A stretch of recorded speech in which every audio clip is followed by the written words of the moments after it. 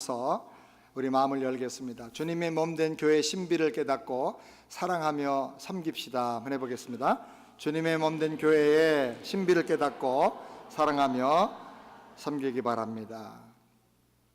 우리가 잘 때나 일할 때나 노래할 때나 뛸 때나 예배할 때나 계속 우리가 모르지만은 우리 안에서 심장이 중단하지 않고 계속 뛰고 있습니다. 어떤 사람이 심장이 크네, 저 사람은 심장이 강해, 저 사람은 심장이 너무 작아, 쫄아들었어, 그런 얘기를 하는데 사람의 심장이 도대체 얼마나 클까요? 검색을 해보니까 자기 주먹만 하답니다. 자기 주먹 한번 들어보시죠. 요만한 게 우리 속에서 생명을 다 결정을 하고 있습니다. 약 30g 정도 된다고 합니다. 심장은 몸 구석구석에 피를 보내는 펌프와 같은 역할을 합니다.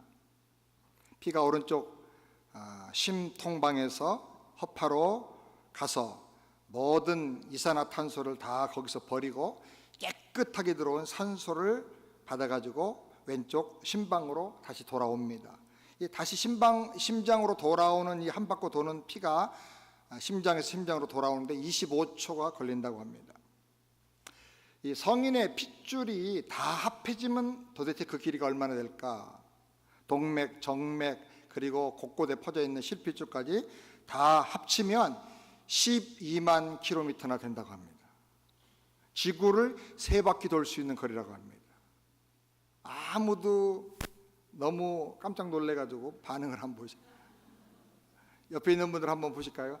한 분 한 분이 정말 대단한 신비스러운 존재들입니다.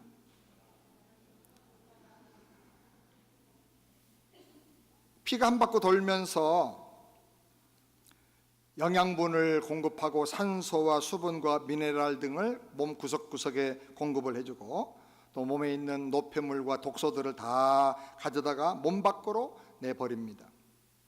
이 심장은 죽을 때까지 쉬지 않으면서 매일 12만 킬로미터의 혈관에 피를 계속 펌프질해서 보내고 있는데 그 운동량을 다 계산을 해보니까 30톤 무게의 쇳덩어리를 8,000m의 에베레스트 산 꼭대기까지 밀어 올리는 운동량을 매일 심장이 하고 있다고 합니다.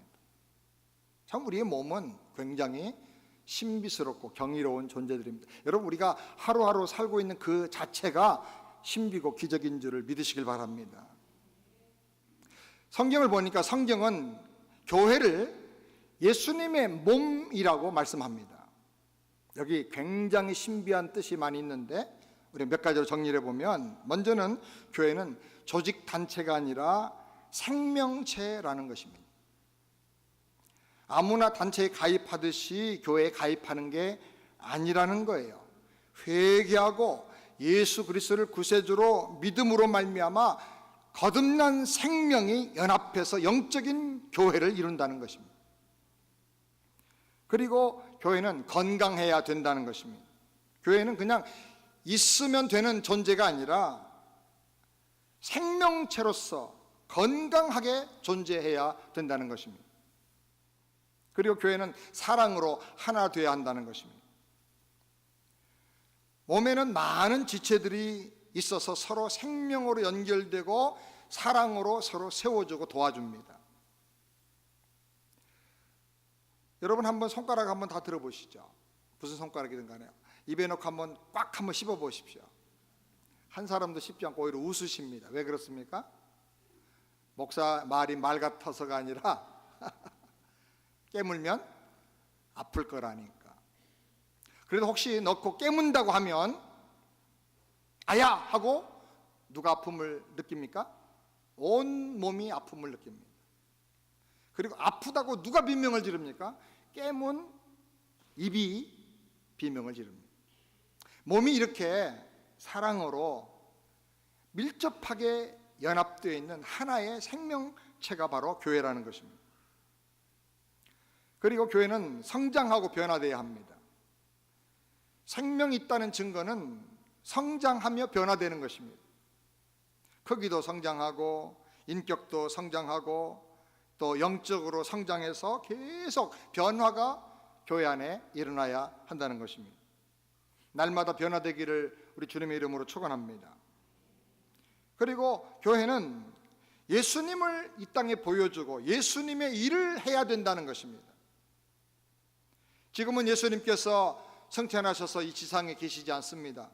그러면 이 예수님을 누가 보여줄 수 있습니까? 예수님을 보고 들어야 예수를 믿을 수가 있는데, 이 땅에 유일하게 예수님을 보여주고 믿게 해줄 사람은, 존재는 교회밖에 없다는 것입니다.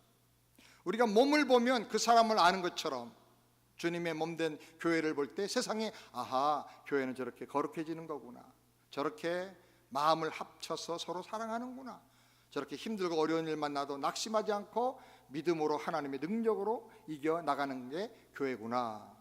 그래서 사람들이 거기서 예수님의 모습을 보게 된다는 것입니다. 교회는 거룩함으로, 사랑함으로 예수님을 보여주고 부지런히 복음을 전함으로 영혼을 구원하면서 예수님의 일을 해야 하는 것입니다. 또 교회를 회방하고 훼손하는 것은 주님의 몸을 아프게 하고 찢는 것과 같은 무서운 죄가 된다는 것입니다. 눈에 보이는 교회를 주님 대하듯이 우리가 사랑하며 섬겨야 합니다. 주님의 몸인 교회를 상하게 하면 그거는 반드시 하나님이 책망하는 무서운 죄가 된다는 사실을 우리가 알아야 합니다. 그리고 교회를 쉽게 옮기는 것은 아주 대단히 위험한 일이고 큰 잘못이라는 것입니다.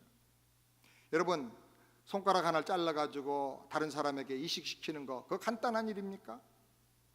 주님의 몸의 지체인 내가 아무 생각도 없이 그냥 쉽게 교회를 옮겨 다니는 것은, 그것은 마치 내 몸을 잘라서 다른 몸에 생체 이식을 시키는 것 같은 그런 위험성이 있는 것입니다.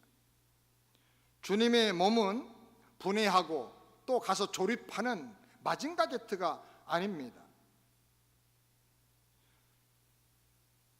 우리가 생각 없이 교회를 옮겨 다니는 것은 아주 교회를 잘 모르는 무지에서 나온 잘못된 행동인 것입니다. 교회를 바꾸려고 하지 말고 자기를 바꿔야 합니다. 그래야 자기가 은혜 받고 변화되는 것입니다. 많은 사람들은 자기가 변화되어야 되는데 자꾸 교회를 바꾸려고 합니다.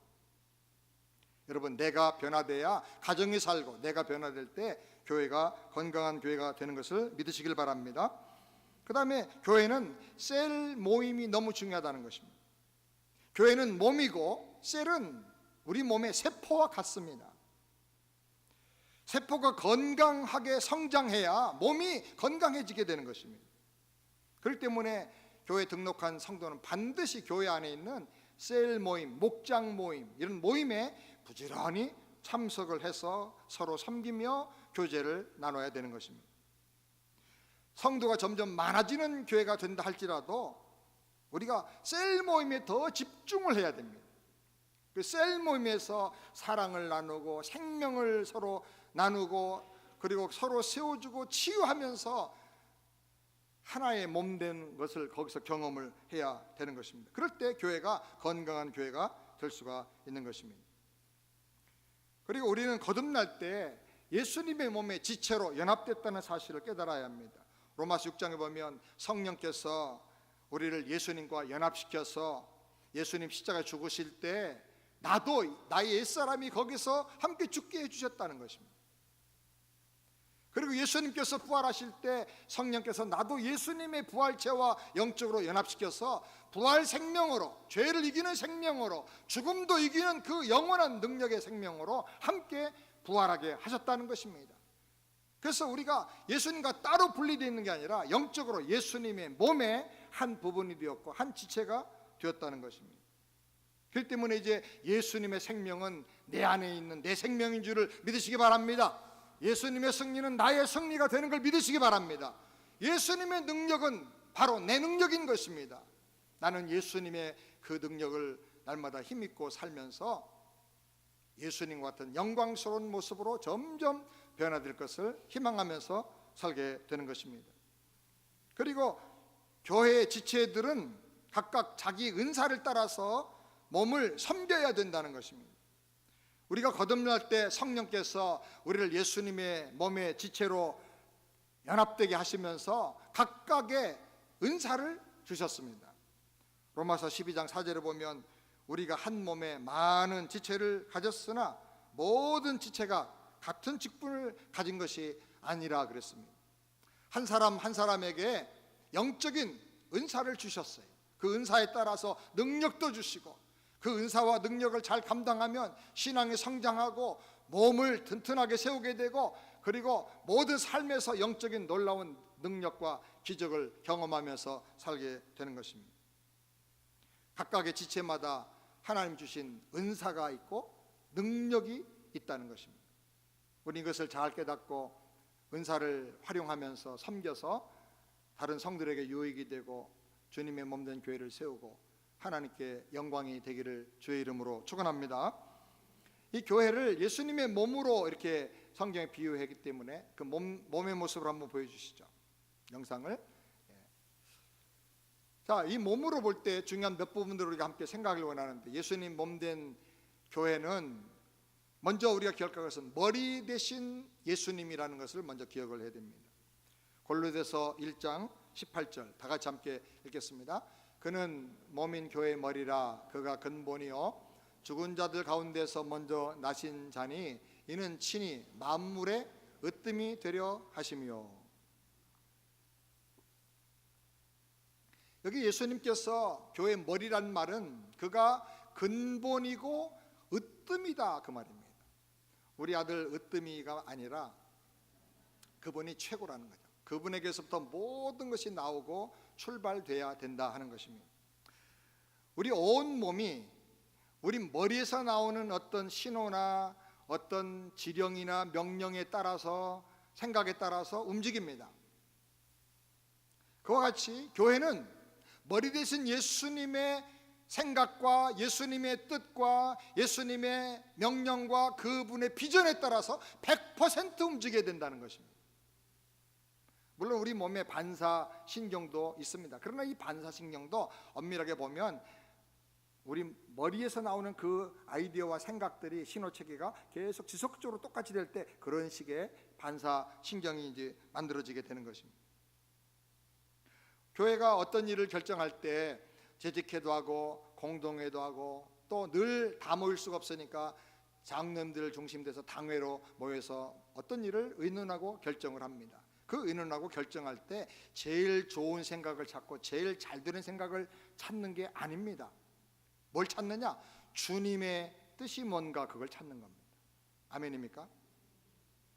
제일 좋은 생각은 세상 사람들이 할 수도 있어요. 그러나 우리가 제일 좋은 생각이지만 주님의 생각이 뭔가 그걸 먼저 더 찾는 것입니다. 주님의 뜻을 같이 기도하면서 찾아서 주님의 뜻이라고 결론을 내릴 때는 모두가 합심해서 협력해서 순종하는 것입니다. 그게 교회 회의의 중요한 의미가 되는 것입니다.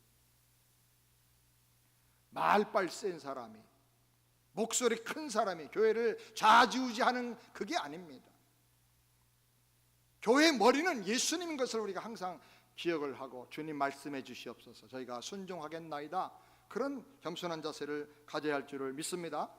그렇기 때문에 교회의 방향, 교회의 퀄리티는 장로님들이 참 중요합니다. 하용조 목사님 말하기를 교회의 크기는 목사의 비전과 믿음의 능력에서 커지는데 교회의 퀄리티와 질은 장로님들의 수준에서 결정된다. 두고두고 제가 이렇게 마음에 생각을 하게 됩니다. 왜냐하면 함께 모여서 회의를 할 때 주님의 음성을 들을 줄 알고 주님의 뜻이 무엇인지를 분별할 줄 알고 주님의 뜻이 분별이 되면 어떤 희생이 있어도 믿음으로 헌신하고 순종할 수 있는 그런 영적인 장로님들이 세워져야 교회가 주님의 뜻을 향해서 계속 튼튼하게 성장하며 나갈 수가 있다는 것입니다. 아멘입니까? 장로님 세워주면 믿음 좋아지는 게 아니고 그런 그릇이 된 분들을 장로님으로 모셔서 성도들 대표해서 그런 중요한 일을 하도록 그렇게 해야 되는 것입니다. 우리 장로님들과 권사님들과 안수집사님들은 흔히 우리가 만나는 이민교회 다른 교회 장로님들이나 안수집사님이나 권사님들과는 저는 차원이 좀 다른 분들이라고 저는 믿습니다. 여러분 아멘 안 합니까? 아멘. 네. 제자 훈련 받고 정말 주님 뜻대로 살려고 애를 쓰는 귀한 분들이라고 믿습니다. 우리 세안교회는 사람이 좌지우지하는 교회가 아니라 주님의 뜻과 주님의 비전과 주님의 말씀에 따라서 순종하고 움직이는 교회가 되기를 바랍니다. 주님 말씀해 주시옵소서. 그러면 저희가 순종하겠습니다. 그것이 우리 당회와 목회자들과 온 성도들의 자세가 되고 고백이 되기를 바랍니다. 두 번째로 사랑의 눈입니다. 사랑의 눈. 마태복음 9장 36절 다 같이 함께 읽겠습니다. 무리를 보시고 민망히 여기시니 이는 저희가 목자 없는 양과 같이 고생하며 요리함이라. 교회는 사람들을 불쌍히 여기는 예수님의 눈을 가져야 합니다. 목자 없는 양과 같이 고생하며 유리하고 방황하는 사람들을 보면서 주님께서 불쌍히 여기셨는데 우리 교회도 그렇게 불쌍히 여기는 긍휼의 마음이 있어야 한다는 것입니다. 예수님은 수많은 병자들과 가난한 사람들과 눈먼 자들과 심지어 문둥병자에게도 손을 대시면서 그들을 사랑하고 고쳐주셨습니다. 우리 주변에는 환난당한 분들, 병들어서 쓰러져 계신 분들, 또 이민생활하면서 너무나 크게 어려워서 절망하는 분들, 고독한 분들 얼마나 많은지 모릅니다. 이런 분들을 우리 교회가 특별히 구체적으로 각 셀그룹인 목장이 지역마다 흩어져서 잘 살펴서 섬기고 또 나눠주고 베풀면서 사랑의 눈, 긍휼의 눈으로 그들을 위해서 기도하고 섬겨야 될 줄을 믿습니다. 우리가 구제하고 치유하고 상담하고 위로를 많이 해야 되는데 근본적으로 우리가 도와줄 것은 뭐냐면 이렇게 그분들이 고생하고 유리하고 방황하는 이유는 오늘 본문에 보면 목자 없는 양같이 방황하는 것이라 그랬어요. 목자가 없기 때문에 그런 것입니다. 우리 인생의 영원한 목자가 되시는 예수님을 그들에게 소개해 줘야 되는 것입니다. 예수의 구원의 복음을 전해줘서 마귀를 따라다니면서 평생 방황하며 고생하며 죽기를 무서워하며 두려움 속에 사는 사람들을 사랑의 목자 되신 예수님께로, 양의 목자가 되시는 예수님께로, 양을 위해서 자기 목숨을 버리시는 그 예수님께로 인도해야 되는 것입니다. 우리는 목자 잃은 양처럼 방황하는 수많은 사람들을 바라볼 때 아파하고 울며 기도하고 불쌍히 여기고 품어주는 그런 교회가 되기를 주님의 이름으로 축원합니다. 그 다음에 세 번째로 말씀의 입입니다. 누가복음 20장 21절 우리 다 같이 함께 읽겠습니다. 그들이 물어 가로되 선생님이여 우리가 아노니 당신은 바로 말씀하시고 가르치시며 사람을 외모로 취치 아니하시고 오직 참으로 하나님의 도를 가르치시나이다. 예수님을 핍박하고 반대하던 사람들도 부인할 수 없어서 인정한 바로 그 말입니다. 예수님의 입에서는 항상 하나님의 도가 나온다는 거예요. 하나님의 구원의 말씀이 항상 그 입에서 나왔다는 거예요. 교회는 예수님의 입이 되어야 합니다. 교회에 오면 무엇보다도 사람의 말보다도 예수님의 입에서 나오는 구원의 복음이 항상 들려와야 됩니다. 아멘. 입은 우리 몸 가운데 가장 크고 놀라운 일을 합니다. 말 한마디에 청량빛 갖는다 하는 말이 있는데 이 말은 크게 두 가지 의미가 있답니다. 하나는 몸으로 열심히 하루 종일 일할 때 한 양을 버는 그런 시대에 말 한마디 가지고 1000배의 1000양을 번다는 것입니다. 그러니까 온몸을 가지고 열심히 일하는 것보다도 말 잘하는 게 더 중요하다는 거죠. 또 하나는 그 당시 노예나 종이 신분을 바꾸려고 하면 그 노예의 몸값을 내야 되는데 그 몸값이 1000양이라고 합니다. 그런데 말 한마디 잘하면 노예가 평면으로 자유인으로 풀려날 수 있다는 것입니다. 그만큼 입에서 나오는 말이 그 사람의 신분과 운명과 인생의 가치를 바꾸어 준다는 것입니다. 교회가 하는 많은 사역 중에 예수님의 입으로서 복음의 말씀 전하는 것이 얼마나 중요한지 모릅니다. 오늘날 교회의 위기는 복음의 말씀이 줄어드는 데서 오는 위기인 것입니다. 복음의 말은 줄어들고 세상의 문화 이야기, 교양 강좌, 가정 행복의 비결, 뭐 처세술, 윤리에 대한 이런 내용들이 강단을 지배하기 때문에 문제가 생기는 것입니다. 어떤 분들은 말하기를 목사님의 설교나 천주교 신부의 미사의 강론이나 불교 스님의 설법이 거의 비슷비슷하다, 그렇게 얘기를 합니다. 무슨 얘기입니까? 강단에서 복음의 말씀이 점점 줄어들고 있다는 것입니다. 제자 훈련반에서 어떤 분이 고백하기를 제가 모 교회에 15년을 다녔는데 한 번도 복음을 가르쳐준 사람이 없고 한 번도 예배가 어떻게 드려야 되는지를 바로 신앙적으로 가르쳐준 사람이 없다고 그렇게 고백을 했습니다. 오늘날 십자가의 복음을 말하지 않는 교회가 너무나 많은데요, 과연 그런 교회가 주님의 몸된 교회라고 말할 수가 있겠는가? 우리가 심각하게 고민하지 않을 수가 없는 것입니다. 우리는 주님의 입에서 나오는 구원의 복음을 계속 전하고 집중적으로 전하고 체계적으로 전하는 교회가 되기를 주님의 이름으로 축원합니다. 목사만이 아니라 우리 모든 성도들이 그런 사역을 하게 되길 바랍니다. 그 다음 네 번째로는 교제의 손입니다. 한 손은 교제의 손입니다. 누가복음 5장 13절 다 같이 읽겠습니다. 예수께서 손을 내밀어 저에게 대시며 가라사대 내가 원하노니 깨끗함을 받으라 하신데 문둥병이 곧 떠나니라. 당시에는 문둥병에 걸리면 전염된다고 생각을 해서 문둥병 걸린 사람을 집에서 나가게 하고 마을에서 다 쫓아보냈습니다. 그래서 동굴이나 계곡이나 산중에 가서 이렇게 방화하면서 모여서 살았습니다. 또 실제로 저도 옛날에 문둥 환자들을 여러 명 이렇게 본 적이 있고 만난 적이 있는데, 문둥병 걸린 사람을 만나면요, 멀리서도 아주 생선 썩는 냄새가 온몸에서 납니다. 몸이 썩거든요. 그리고 물이 흐릅니다. 마치 갈치가 오래돼 가지고 막 썩는 그런 냄새가 납니다. 그리고 외모가 흉측하게 일그러집니다. 신경과 피부가 이렇게 나병으로 이렇게 손상이 되기 때문에 막 일그러져 가지고 그야말로 노틀담의 꼽수 이상의 아주 흉측한 얼굴이 됩니다. 그리고 어떤 때는 심해지면 자고 일어나면 손가락이 없어져 버려요. 마디가 중간중간에 다 삭아서 떨어져 버려요. 손목이 떨어지고 발목이 떨어지고 이렇게 돼버립니다. 사람들은 너무나 두려우니까 전염될 것을 또 걱정해서 동네 안에 들어오지 못하게 하는 것입니다. 만약에 동네 안에 나병 환자가 자기 얼굴을 가리고 들어왔다가 어떻게 걸리면 사람들이 막 침을 뱉고 돌을 던지면서 소리를 크게 지릅니다. 이 사람 조심하라, 멀리 피해라, 그러면 소리를 지르는 거예요.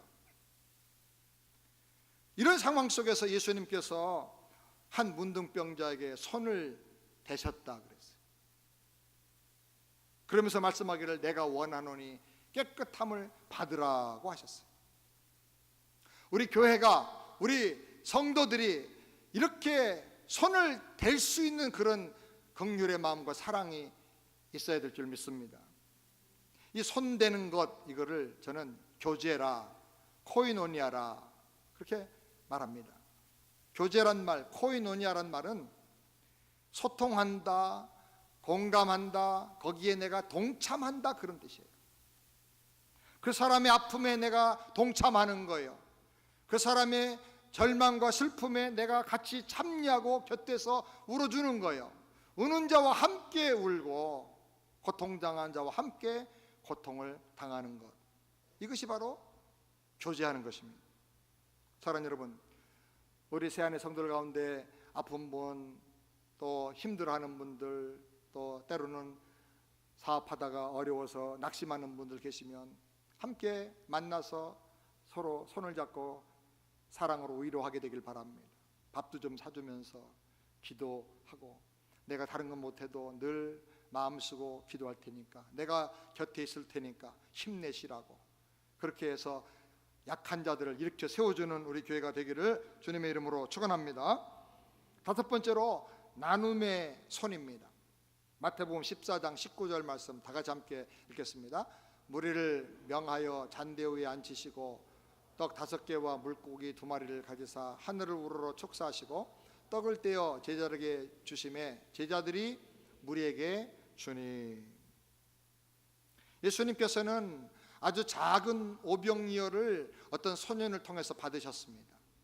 그나마 예수님 혼자 잡수시라고 가지고 온 조그만 런치 정도의 분량입니다.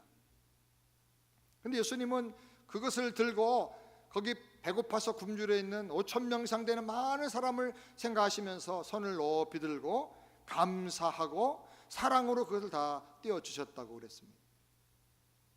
5천 명을 배불리 먹이는 놀라운 기적이 그때 일어나게 되었습니다. 저는 여기서 많은 메시지가 있는데 한 가지 붙잡아야 될 것은 나눔은 확장의 비결이고 기적의 비결이다라는 것입니다. 따라서 나눔은 확장의 비결이다. 나눌 때 기적의 역사가 나타나는 것입니다. 우리 목사님 가운데 한 분이 내년에 세안교회 구호가 어떻게 됩니까? 하고 묻길래 저는 마음의 준비가 돼 있었기 때문에 그전에는 말씀으로 씨 심고 기도로 꽃 피우고 금년에는 전도로 열매 맺자였는데 이제 전도로 열매 맺어서 내년에는 나눔으로 확장하자. 한번 따라하세요. 나눔으로 확장하자. 나눔으로 확장되는 내년이 될 것을 저는 믿습니다. 나만 가지고 있으면 욕심이 늘어나게 되고요. 그리고 절대로 행복한 인생을 살 수가 없습니다. 만족이 없습니다. 아끼면 뭐 되죠? 동됩니다. 강단이라 강조할 수는 없고 아끼면 동되지만 나누면 기적이 일어납니다. 나누면 확장됩니다. 나누면 행복해집니다. 세안교회는 예수님의 손이 되어서 부지런히 나눠주는 교회가 되고 성도들이 되기를 주의 이름으로 축원합니다. 많이 베풀고 구제했더니 더 넘치게 하나님이 은혜를 주셨다 하는 간증이 앞으로 더욱 터져나오게 될 줄을 믿습니다. 선교지에도 교회를 우리가 많이 세워줬으면 좋겠습니다. 쿠바에 다녀와 보니까 또 도미니카도 가보니까 남미 지역에 가보니까 우리가 조금만 마음을 모으면 교회를 뭐 2, 3만 불이면 다 세울 수가 있어요. 그래서 저는 기도합니다. 우리 교회가 앞으로 한 200개 정도의 교회를 좀 세워줬으면 좋겠다. 적당한 때 한번 저희 당에서 의논을 해가지고 어떤 방향을 결정을 하려고 합니다만 기도합니다. 우리 교회 정도 되면 하나님 앞으로 부어줄 걸 생각하면 500개도 가능하겠다. 저는 그렇게 생각합니다. 제가 이렇게 설교를 하고 말씀을 드렸더니 어떤 집사님들이 사적으로 만나서 그런 얘기를 합니다. 가슴에 제가 말씀이 찡하고 박혔습니다. 저희 가정에서도 하나 하겠습니다. 저희 딸애가 저희 아이들이 자기들 돈 벌어서 보탤 테니까 우리 하자고 그렇게 얘기를 합니다. 아이들아 벌써 얘기를 하고 기도하고 있다는 거예요. 여러분 한 가정에 하나씩만 해도 우리가 뭐 500개 이상 앞으로 이제 더 부어주시면 1000개도 감당할 수 있지 않을까 그렇게 생각을 합니다. 하나님께서 우리에게 일용할 양식 이상의 것들을 주신 이유는 쌓아놓고 썩히라는 게 아닙니다. 나누어 주어서 하나님의 사랑이 확장되고 하나님 주신 축복이 점점 더 확장되는 그런 삶을 살라는 것입니다. 사랑하는 여러분, 우리는 받는 것보다 주는 것이 더 복 있다는 사실을 평생 경험하며 살게 되기를 주님의 이름으로 축원합니다. 또 우리 아틀란타뿐 아니라 미국 전역에 보면 이민교회들이 얼마나 어려운 상황인지 모릅니다. 우리 장로님께서 이제 일부 예배 드리고 아틀란타 여러 교회들을 몇 분의 장로님들과 함께 탐방을 하셨는데 대부분 교회들이 한 10명, 좀 많으면 20명 미만에 그렇게 출석을 하면서 예배를 어려운 가운데 드린다고 합니다. 우리 교회가 다른 교회들을 좀 섬기는 교회가 되고 어떻게든 간에 복음 전하는 교회로 성장할 수 있도록 돕고 나누는 그런 교회가 됐으면 좋겠습니다. 그다음에 6번째로 기도의 무릎입니다. 마태복음 14장 23절을 우리 다 같이 함께 읽겠습니다. 무리를 보내신 후에 기도하러 따로 산에 올라가시다 저물매 거기 혼자 계시더라. 예수님의 생애를 여러 가지로 묵상을 해보면 참 신비한 것 가운데 하나는 그분은 하나님의 아들이세요. 그분은 전지전능하세요. 모르는 것이 없으세요. 그분에게는 불가능이 없어요. 물 위로 걸으실 수도 있고 말씀 한마디로 죽은 자를 살리실 수도 있고 풍랑과 바다를 말씀으로 잔잔케 하실 수도 있었어요. 그런데 아무 부족한 것이 없는 전능하신 그분인데 이 땅에 계실 동안에 기도에 항상 전력을 다해서 힘을 썼다는 것입니다. 시간과 공간의 제약을 받는 이 세상을 살려고 하면 인간은 절대로 기도가 필요하다는 것입니다. 항상 하나님 앞에 겸손하게 무릎을 꿇고 주님을 바라보면서 살아야 한다는 것입니다. 이것이 주님께서 우리에게 보여주신 기도의 모범입니다.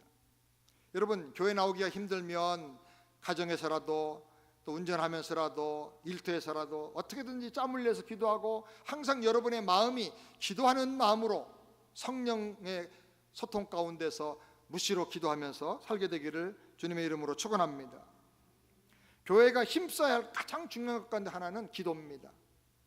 기도할 때 성령 충만함을 받고, 기도할 때 우리는 하나님의 능력을 경험하게 되고, 기도할 때 우리가 하나가 될 수가 있는 것입니다. 그러므로 교회는 열심히 기도 운동을 해야 합니다. 교회의 가장 중요한 사역은 기도하는 사역입니다. 저는 우리 주일날 삼부예배 전에 우리 장로님들이 주관되셔가지고 권사님들, 집사님들과 함께 중보기도 할 때 얼마나 제가 감사한지 모릅니다. 그 중보기도 때문에 교회가 건강하게 은혜 가운데 이렇게 성장하는 것이다, 저는 그렇게 믿습니다. 수요일날은 W 행복나눔 기도회 어머니 나와가지고 열심히 기도합니다. 교회를 위해서, 하나님 나라를 위해서, 자녀들을 위해서, 남편을 위해서 기도합니다. 엄마가 기도도 안 하고 뭐합니까? 이게 아주 챌린지가 되는 슬로건인데 엄마들이 나와서 열심히 기도합니다. 50명, 60명 엄마들이 기도합니다. 아이들은, 자녀들은 공부학교로, 엄마는 기도학교로 나와서 기도할 때 하나님이 놀라운 일을 지금 하고 계시는 것을 저는 확실히 믿습니다. 저는 때로 그런 생각을 할 때가 있어요. 기도하러 나오시는 분들, 중보기도하는 분들의 사진을 찍고 이름을 다 쓰고 그 밑에 가족들과 자녀들 이름을 구체적으로 써놓고 20년 지난 다음에, 30년 지난 다음에 그 기도의 축복을 받은 자녀들이 어떻게 놀라운 인생으로 변화됐는가, 그걸 한번 비교해 봤으면 좋겠어요. 막 그때 놀라운 세계적인 인물, 위대한 믿음의 지도자들, 사업가들이 많이 나올 것을 저는 확실히 믿습니다. 기도하는 자녀는 절대로 망하는 법이 없습니다. 저는 우리 교회 최고 자랑스럽고 감사한 것 중에 하나는 수요일날 저녁에는 우리 어린이들이 엄마들과 함께 나와서 선생님들과 함께 강단 앞에서 기도합니다. 2살짜리, 3살짜리가 무릎 꿇고 앉아가지고 땅바닥을 치면서 마치 산기도 하듯이 주야 하면서 몸을 흔들면서 기도하는 모습을 보고, 한국의 유명한 어떤 봉사 목사님 우리 교회에서 수요일날 설교하고 기도하다가 그걸 보고는 일어나질 못해요. 30분 동안. 그러고는 나가서 하는 말이, 목사님, 아이들 이렇게 지도한 세안교회 부목사님, 우리 교회 내 후임자로, 내 후계자로 모셔가고 싶습니다. 허락해 주십시오. 그 오건문 목사님 들어가겠다는데 본인이 안 가겠대. 세상에 아이들이, 꼬마들 이렇게 기도하는 교회가 어디 있냐는 거예요. 토요일날 새벽에 우리 청년들이 강단 밑에서 기도합니다. 3, 40명, 어떤 때는 50명이 기도합니다. 강단 위에 지난 토요일날 보니까 우리 KM 유스그룹 학생들이 24명이 기도를 해요. 24명. 간절히 기도합니다. 엄마 아빠보다 더 열심히 기도합니다. 어떤 때는 바빠서 기도 끝내고 제가 회의하러 가려고 하다가도 얘들이 안 일어나가지고 못 갈 때가 있어요. 눈치 보고 좀 더 애들 기도 끝난 다음에 일어나지. 그래도 그렇게 열심히 기도하는 거예요. 이전에는 우리 EM 유스그룹이 새벽기도 전혀 잘 못 나오더니 요즘은 광 목사님이 은혜 받고 불을 받아가지고 아주 뭐 새벽에 날만 나와 기도하고는 우리 학생들도 지난주에 보니까 20몇 명이 나왔어요. 토요일날 새벽에 나와서 EM 유스그룹 학생들도 열심히 기도하는 거예요. 뒤에서 기도하고 앞에서 기도하고. 얼마나 감사한지 모릅니다. 기도할 때 놀라운 역사가 나타날 줄 저는 확실히 믿습니다. 세안교회는 항상 뜨거운 기도 운동이 일어나는 교회가 되기를 바랍니다. 7번째로 섬김의 무릎입니다. 요한복음 13장 14절 우리 다 같이 함께 읽겠습니다. 내가 주와 또는 선생이 되어 너희 발을 씻겼으니 너희도 서로를 발을 씻기는 것이 옳으니라. 예수님은 만왕의 왕이시고 만주의 주님이 되시지만 무릎을 꿇고 섬기면서 제자들의 발을 씻겨 주셨습니다. 그리고 말씀하기를 너희도 이와 같이 하라. 그리고 또 말씀하기를 하나님의 나라에서 큰 자는 이와 같이 섬기는 자가 큰 자다 그랬어요. 앉아서 섬김을 받으려고 하는 사람은 예수님의 제자라고 말할 수가 없는 것입니다. 부엌이나 주차장에서, 식탁에서, 곳곳에서 섬기는 분들을 볼 때, 또 찬양단으로 안내하면서 또 성가대로 섬기는 분들을 볼 때 정말 제가 얼마나 마음에 감동을 받는지 모릅니다. 오늘 또 예배 전에 보니까 비는 막 억수로 쏟아지는데 비를 쩔쩔 맞으면서 우리 주차장에서 안내위원들이 찡그리지도 않고 짜증내지도 않고 그냥 웃으면서 안내하는 모습을 볼 때, 야, 정말 하나님 얼마나 저분들 축복하실까. 저는 그분들에게 놀라운 하나님의 축복이 임할 것을 확실히 믿습니다. 제가 설교를 한참 쭉 안 하고 좀 주일 예배 시간에 좀 자유롭다고 하면 꼭 제가 하고 싶은 거, 주차장에 가서 양뼈 앞에서 안내하는 거 꼭 하고 싶어요. 비 맞으면서 안내하고 싶어요. 우선 안 쓰고 안내 한번 했으면 좋겠어요. 얼마나 예수님이 여러분 사랑하는지 모릅니다.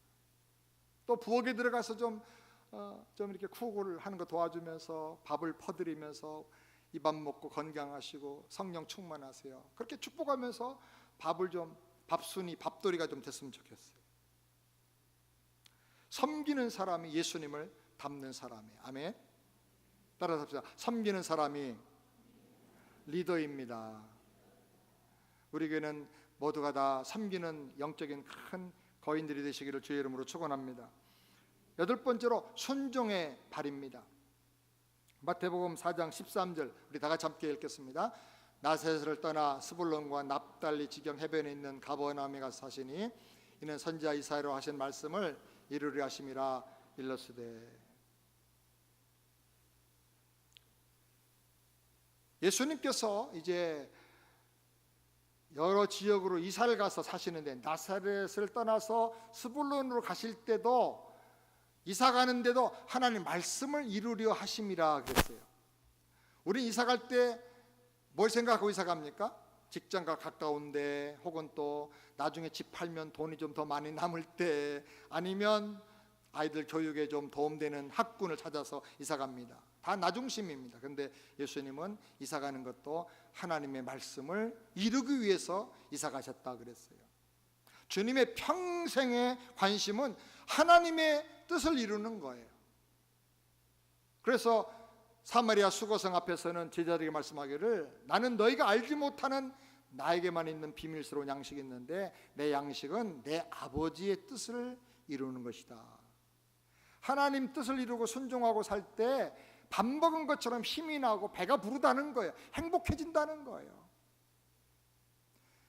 이렇게 평생을 사신 예수님께서 공생에 마치고 운명하시면서 마지막 하신 말씀이 뭡니까? 다 이루었다.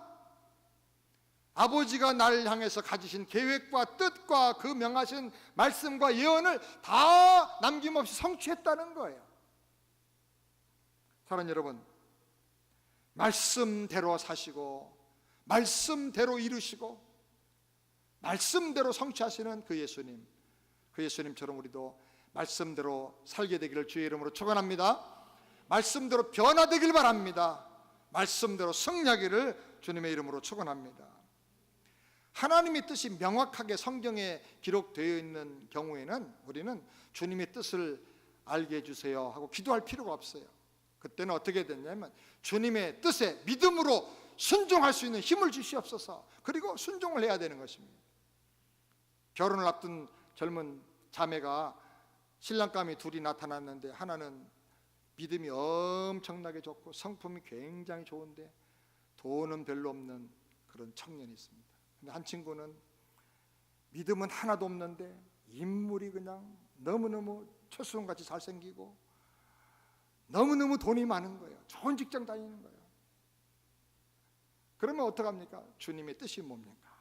주님의 뜻을 가르쳐달라고 계속 기도합니다. 금식하면서 기도합니다. 여기 좀 바꿔줬으면 좋겠는데. 주님께서 이미 말씀에 답을 주셨잖아요. 이 사람 지금 돈이 없어도, 지금 가진 것이 없어도 하나님 저 사람의 믿음과 성품과 기도를 보시고 이 사람 축복하실 걸 저는 믿습니다. 이 사람이 바보 같은 사람이면 제가 평강공주같이 가서 바보를 뭘로 만들어요? 온달 장군으로 제가 한번 만들겠습니다. 그렇게 하고 가서 기도하며 섬겨가지고 그 사람을 변화시켜 주는 거예요. 그게 하나님의 뜻이지 않습니까? 하나님의 뜻이 분명히 나와 있는데 내 욕심하고 이걸 자꾸 이렇게 어떻게 해보려고 주님의 뜻을 가르쳐 달라고. 주님의 뜻이 뭡니까? 그거는 바른 믿음의 기도가 아닌 것입니다. 주님의 뜻이 분명하면 순종할 수 있는 믿음을 달라고 기도하고 결단하고 순종하는 우리 모두가 되기를 바랍니다. 9번째로 증거의 발입니다. 마가복음 1장 38절 다 같이 함께 읽겠습니다. 이르시되 우리가 다른 가까운 마을들로 가자. 거기서도 전도하리니 내가 이를 위하여 왔노라 하시고, 예수님은 전도하기 위해서 세상에 오셨다고 말씀하십니다. 그래서 한 곳에 오래 머무르지 않고 계속 다른 마을로 가셨습니다. 주님의 몸인 교회도 무엇보다 힘써야 할 것은 복음을 전하는 것입니다. 교회의 존재 목적은 전도와 선교를 통해서 영혼들을 구원하는 것입니다. 아멘. 교회는 세상의 유일한 구원의 방주예요. 교회가 복음을 전하지 않고 침묵한다고 하면 예수 십자가의 구원의 복음을 사람들이 들을 수가 없게 될 것이고, 듣지 못하니까 믿음의 역사도 나타나지 않고 구원받는 사람도 없어질 것입니다. 그렇기 때문에 교회가 복음을 전하는 것은 해도 되고 안 해도 되는 선택사항이 아니고 반드시 해야 될 일인 것입니다. 이걸 하지 않으면 직무유기의 죄가 되는 것입니다. 오늘날 한국교회나 이민교회가 교회 성장이 안 된다, 전도가 안 된다 그럽니다. 그러나 제가 다녀보니까 전도가 안 되는 게 아니라 전도를 안 해요. 죄송하지만은 전도 제일 안 하는 게 목사고요. 전도를 제일 부담스러워하는 게 목회자입니다. 정말 저부터 회개해야 됩니다. 어떻게 하든 간에 복음을 전해야 됩니다.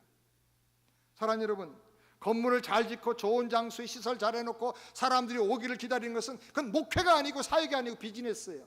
그렇게 해서 교회가 부흥되면 주님께서 왜 십자가에 죽으십니까?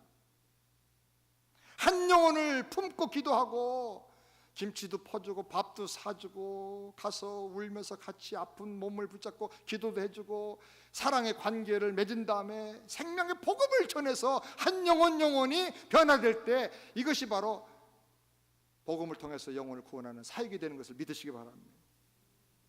사랑하는 여러분, 금년 한 해가 다가기 전에 몇 명이라도 여러분이 전도했는가? 몇 사람에게 복음을 전하고 있는가? 몇 사람의 영혼을 여러분의 가슴에 품고 기도하고 있는가? 한번 돌아보시길 바랍니다. 지난번에 이재원 목사님 와서 아주 중요한 명언 같은 말을 했는데, 전도하지 않는 사람은 전도 대상자다. 전도하지 않는 이유가 뭐냐? 복음의 감격이 없고 복음의 생명력이 없기 때문에 전도를 안 하는 거예요. 그 사람은 다시 복음을 들어야 된다는 거예요. 여러분, 우리가 다 이 복음에 감격해서 복음을 전하는 사람 되시기를 주님의 이름으로 축원합니다. 우리 교회에서 그림 1:1 전도하는 이 사역, 양육하는 사역이 시작되게 하셨는데, 이것이 우리 교회 안에 정말 생명력 있게 번져나가고 이것으로 세계 교회들을 섬기고 많은 이민교회를 섬길 수 있도록 여러분들을 위해서 기도하시기를 바랍니다. 마지막 10번째로 생명과 풍성함을 주는 가슴이어야 됩니다. 요한복음 10장 10절 말씀 다 같이 함께 크게 읽겠습니다. 도적이 오는 것은 도적질하고 죽이고 멸망시키는 것뿐이요 내가 온 것은 양으로 생명을 얻게 하고 더 풍성히 얻게 하려는 것이라. 예수님의 관심, 예수님의 가슴에 불타는 마음과 소원이 딱 있습니다. 뭡니까?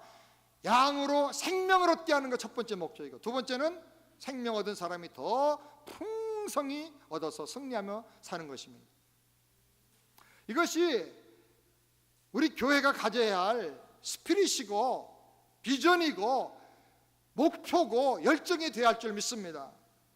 우리 세안교회는 복음을 전해서 생명을 주는 교회가 되어야 할 줄 믿습니다. 생명 얻은 사람들을 잘 양육해서 확실한 믿음 가운데서 승리하며 살도록 도와줘야 됩니다. 그리고 그들을 훈련해서 일당백의 믿음의 용사로 승리하며 살게 하고, 그리고 생명 주면서 수많은 영혼들을 구원하는, 전도하는 그런 생명의 통로, 행복의 파이프로 우리가 섬겨 주는 그런 교회가 되어야 할 줄을 믿습니다. 우리 세안교회가 건강한 교회가 되고 우리 모든 성도님들이 다 건강하고 승리하는 그런 주님의 지체들이 다 되시기를 주의 이름으로 축원합니다. 기도하겠습니다. 가슴에 한번 손 얹고 한번 기도하시겠습니다. 하나님 아버지 감사합니다.